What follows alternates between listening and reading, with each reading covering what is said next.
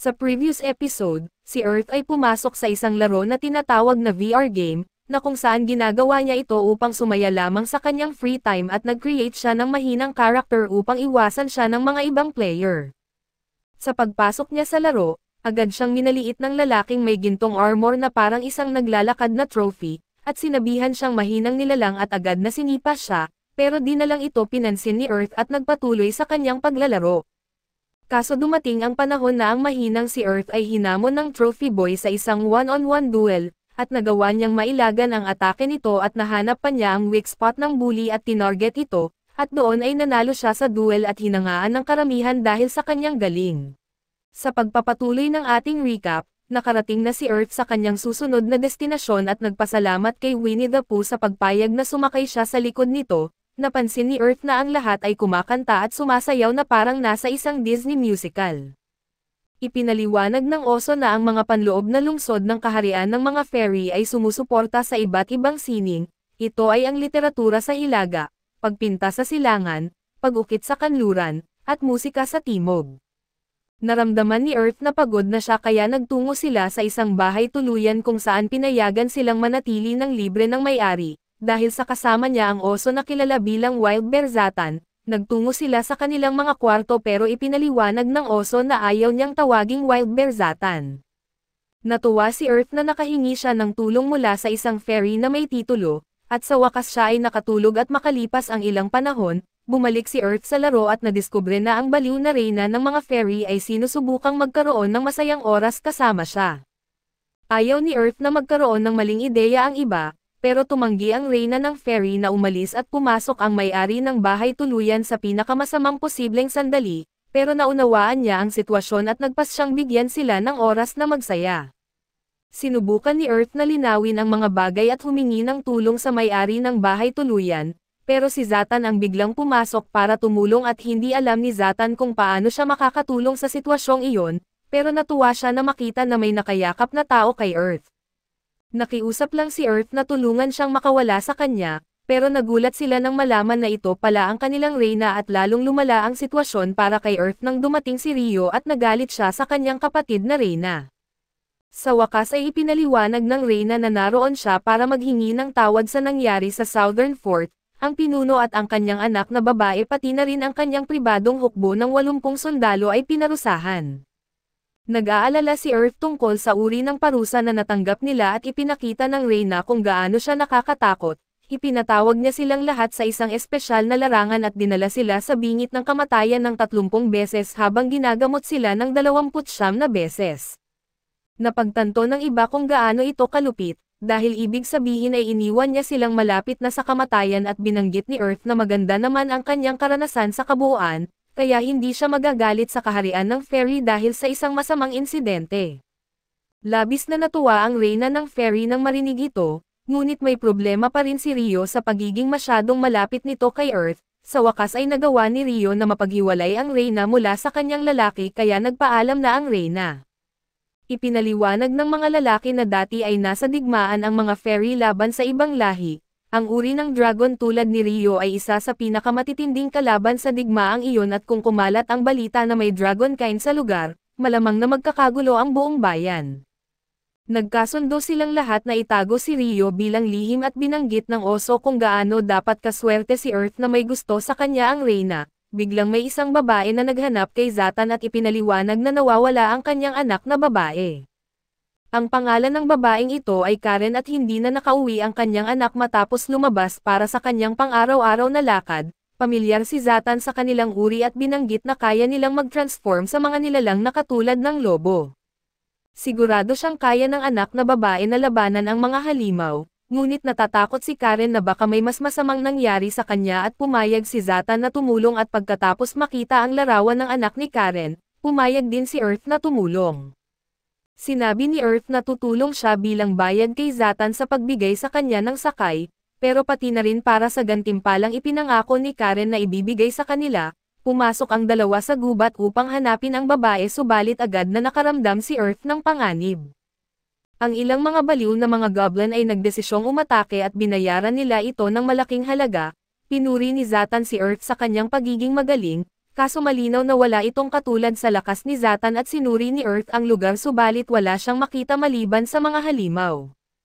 Kahit na magdudulot ito ng matinding effort, nagpasya si Earth na palawakin ang sakop ng kanyang detection hanggat maaari. Nakita niya ang dalawang circle na hindi mga halimaw kaya dali-dali nilang tinungo kung ano ang mga iyon. Inactivate ni Earth ang kanyang distant vision ability at nalaman niyang nasa panganib si Mina. Inutusan ni Earth ang oso na patayin ang lahat ng mga halimaw na nakapaligid sa kanya, pagkatapos ay binuhusan niya ng bihirang potion si Mina.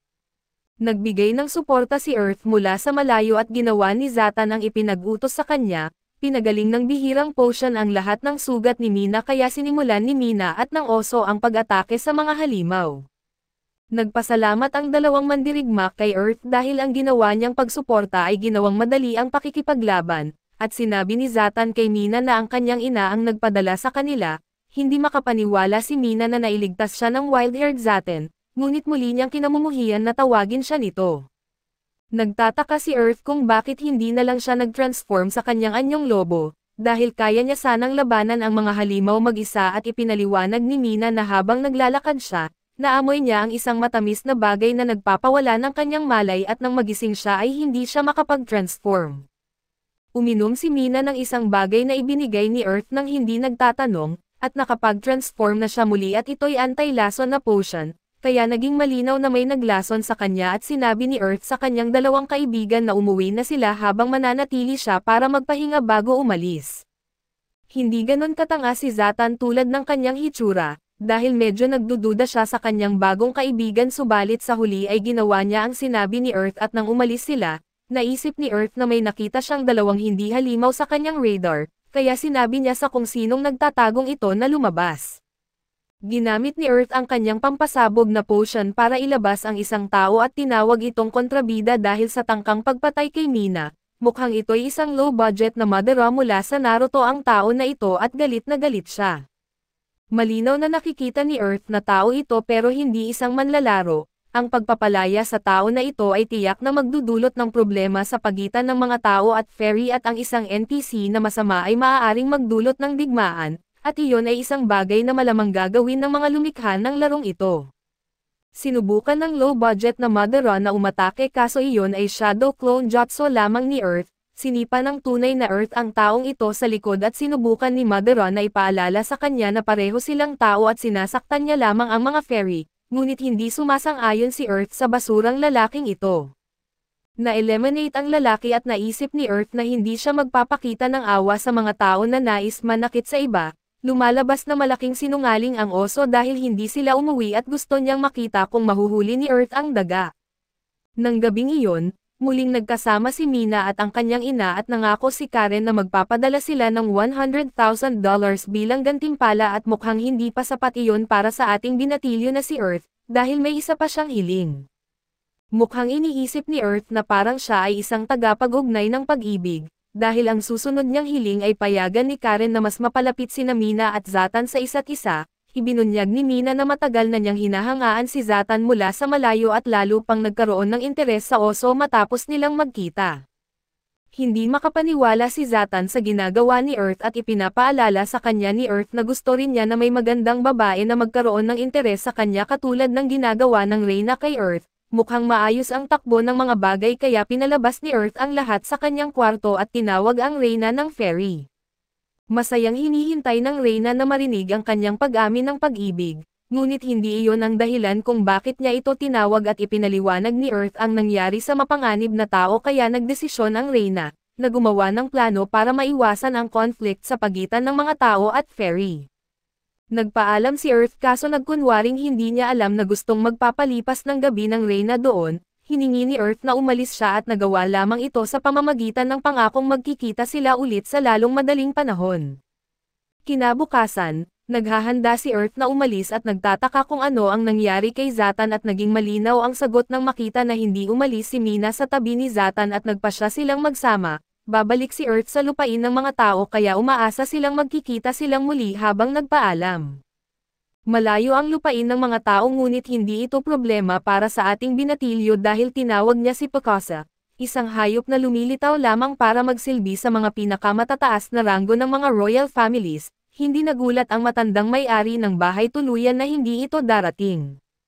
Subalit pinatunayan ni Earth na mali ang matandang lalaki nang sorpresang dumating si Picasa.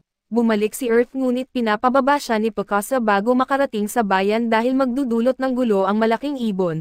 Ngunit si Earth ay ang pinakamabait na tao na umiral dahil nagluto siya ng masarap at maraming pagkain para sa kanyang kaibigang ibon na si Picasa.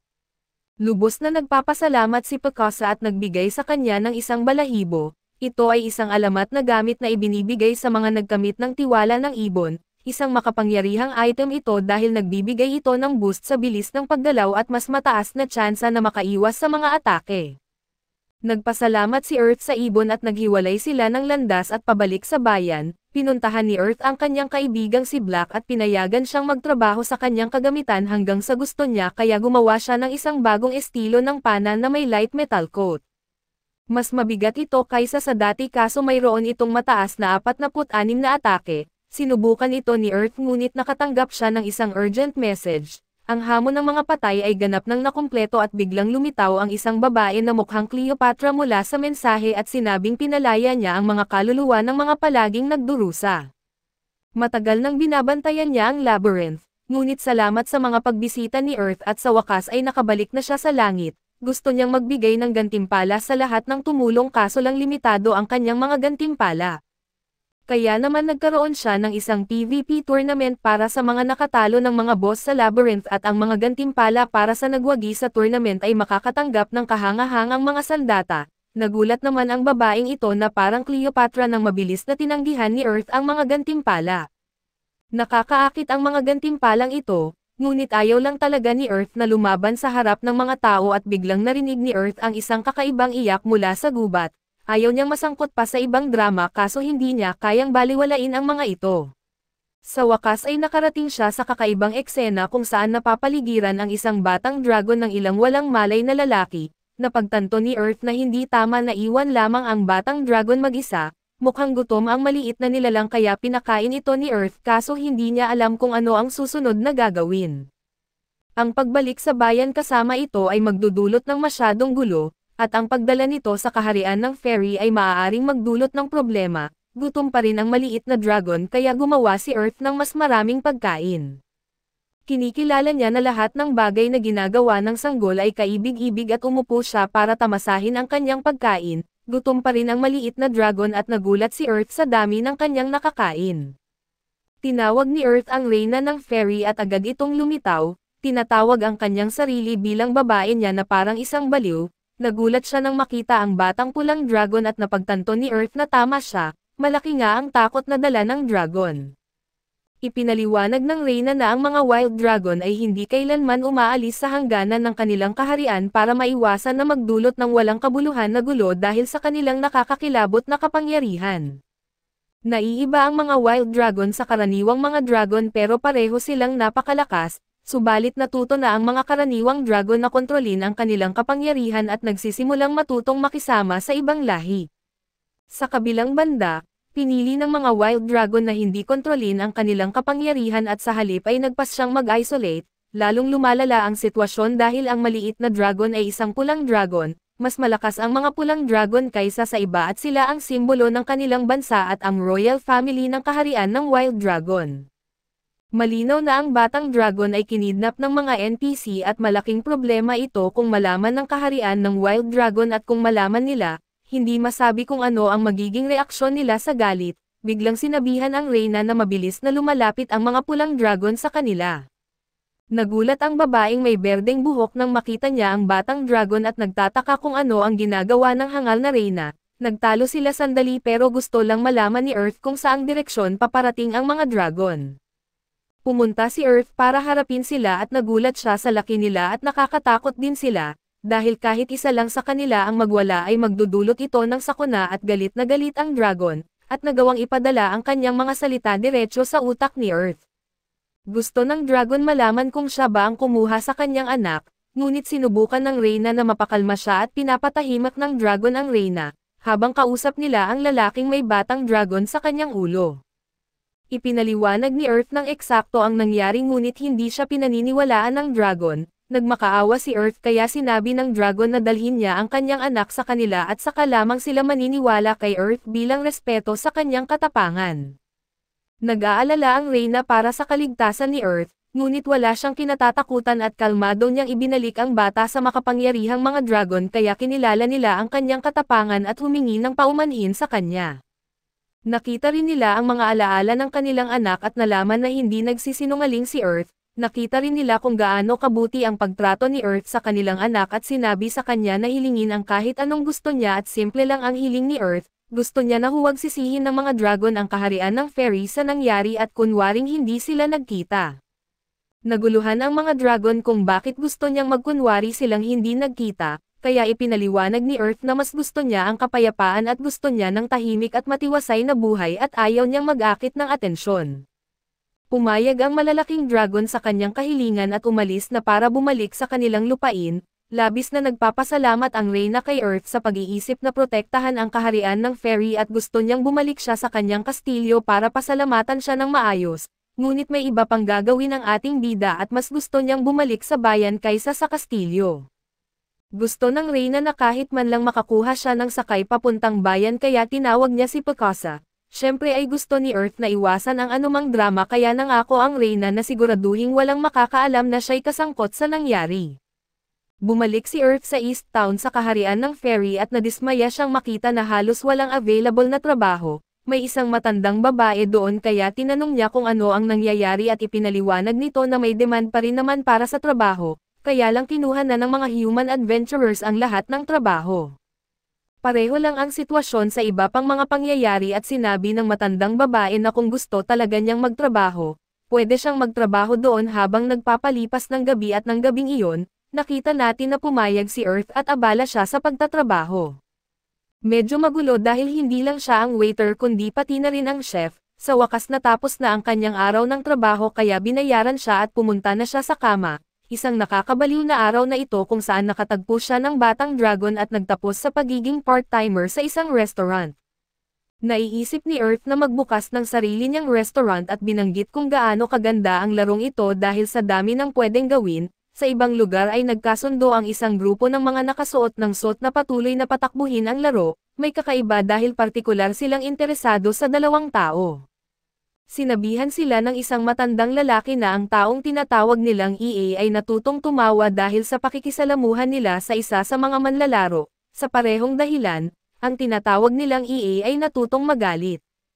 Nalaman natin na si EA ay talagang ang reyna ng engkanto na nagiging walang emosyon, si EB naman ay si Rio at nagsisimula siyang kumilos na parang spoiled na bata. Nagbago lahat iyon nang makilala nila ang isang partikular na manlalaro. Isiniwalat ng isang babae na siya rin ay isang manlalaro sa laro kaya nagtataka sila kung sino itong misteryosong lalaki. Sa wakas ay nabigyan tayo ng ideya kung ano ang kanilang layunin habang ipinaliwanag ng matandang lalaki na kailangan nilang ipagpatuloy ang pagsasanay sa kanilang AI. Sa laro, nasisiyahan si Earth sa katahimikan at kapayapaan sa unang pagkakataon sa mahabang panahon at ito ang gusto niya mula nang magsimula siyang maglaro, ngunit patuloy siyang aksidenteng nakakaakit ng atensyon. Inamin ni Earth na masaya ito at naalala kung paano siya dati tumatakbo at naglalaro noong bata pa siya, ngunit nang tumanda siya ay naging abala siya sa trabaho at walang oras para mag-ehersisyo at bago pa niya alam ito, naging hindi na siya fit at nagsimula siyang makaramdam ng depresyon. Imbes na ayusin ang lahat ng iyon, nagpa siya si Earth na tumakas sa VR kung saan kaya niyang ilipat ang kanyang katawan ng marami dahil sa totoong mundo, hindi na gumagana ang kanyang katawan at puso tulad ng dati. Nagsimulang umiyak si Earth at napagtanto na hindi siya dapat mag-isa, nag-iisip lang siya ng mga bagay na nagpapalungkot sa kanya, iniisip ni Earth na mas mabuti siya kapag magulo ang paligid niya at sa kabutihang palad, kilala niya ang maraming magulong tao. Pumunta si Earth para makipagkita sa pinakamagulo sa kanila dahil ipinatawag siya ng reyna ng fairy, sinabi nitong urgent daw pero lumabas na inakala lang niyang gusto niyang makita siya. Isang lalaking may berdeng buhok sa kwarto ang nagpakilala bilang isang green dragon. Ang mga green dragon ay wild dragons na may kapangyarihang kontrolin ang hangin. Karaniwang iniiwasan ng wild dragons ang ibang lahi pero sila ang exception. Hindi sila kasing lakas ng ibang wild dragons pero mas mabilis at mas maliksi. Kaya rin nilang mag-take ng human form kaya minsan sila'y nagsisilbing messengers. Nagulat ang lalaking ito na hindi alam ni Earth kung bakit siya naroon at inihayag na may problema sa batang dragon na kanyang natagpuan. Labis na nag-aalala si Earth at inihayag ng lalaki na nang bumalik ang bata sa kaharian ng dragon, halos hindi na ito kumakain at malinaw na masama ito dahil kumakain na lang siya ng kalahati ng normal na kinakain ng isang dragon sa kanyang edad. Lalo pang lumala dahil nagsimula siyang humiling sa kanyang mga magulang na turuan siyang maging tao. Ang lalaking berde ang buhok ay may gawain na alamin kung bakit siya nagbago, ngunit walang ideya si Earth. Marami namang kinain ang maliit na bata nang siya'y matagpuan niya at nalaman ng reyna ng fairy kung ano ang iniisip nila at malamang marahil masyado lang masarap ang pagkain ni Earth, ipinaliwanag ni Earth na steak at sabaw lang ang pinakain niya, ngunit hindi alam ng Green Dragon kung ano ang mga iyon. Hindi alam ni Earth kung paano ipaliwanag at nagpas siyang bigyan na lang siya ng tikim. Agad na nagustuhan ng Dragon Guy ang pagkain at ngayon ay naiintindihan na niya kung bakit ayaw nang kumain ng baby ng dragon food. Dinagdagan pa ng reyna dahil nagustuhan din niya ang pagkain at pareho silang humingi ng dagdag, paalala ni Earth sa kanila kung ano ang layunin ng pagtikim sa pagkain kaya nagtanong ang berdeng lalaki kung pwede siyang gumawa ng pagkain para dalhin niya pauwi. Wala nang sangkap si Earth ngunit malaking problema ito para sa lalaki kung hindi niya maayos ang problema kaya lumabas siya para kumuha ng mas maraming sangkap para kay Earth, naghanda si Earth ng magandang pagkain at umalis ang dragon para bumalik sa bahay. Akala ni Earth na dapat anti-social ang wild dragons, ngunit iniisip ng reyna na baka si Earth lang ang nagpabago nito at sinubukan na umalis ni Earth, kaso inihayag ng reyna na may inihahandang kama para sa kanya sa kastilyo. Napagtanto ni Earth na may pinaplano ang reyna kaya mabilis siyang umalis doon, bumalik tayo sa kaharian ng dragon kung saan makikita natin na hindi lang muling kumakain ang batang dragon, humihiling pa ito ng mas marami. Hindi maintindihan ng mga mangmang na dragon kung paano siya kumakain ulit kaya ipinaliwanag ng matandang lalaking may berdeng buhok na ito'y tinatawag na pagluluto, isang proseso na nagpapasarap palalo ng pagkain. Namiss lang ng maliit na dragon ang lasa ng luto at nagulat ang ama na dragon dahil hindi niya alam na ang taong nakilala niya kanina ay may ganitong kahanga-hangang kasanayan. Makalipas ang ilang araw, sinubukan ng berdeng lalaki na gayahin ang pagluluto ni Earth. Nakamit niya ang tamang itsura subalit hindi masarap ang lasa at isaalang-alang ng lalaki ang paghingi ng pahintulot na matuto mula kay Earth kaso pinigilan siya ng kanyang dragon pride. Sa labas, may kakaiba dahil may malaking berdeng dragon na nagmamasid sa kanya. Kaso dito na nagtatapos ang ating recap, salamat sa inyong panonood hanggang sa muli.